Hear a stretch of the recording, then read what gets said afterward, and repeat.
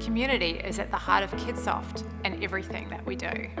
When I'm on the phone and hearing someone go, "Hi, my name's this," and I go, "Hi, it's Hayden, how are you?" And then you can hear their voice perk up and go, "Oh, I was talking to you last week, how are you?" It makes me, it's nice to hear that change. What I really like about my job is the fact that I could solve problems, that I could make other people's lives easier. Kidsoft is an organisation that we're pretty happy to be involved in, and essentially any organisation that I want to work with, I want to look at them as a partner. The feel that we get within the centre is like a home away from home, so it's like our second family, and that's how we want all the children to feel like they're a part of our little family.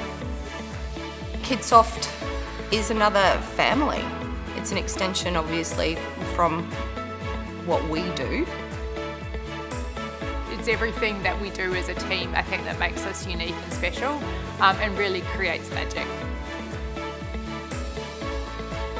I don't think that people put enough importance on how critical the software system is to an early learning business.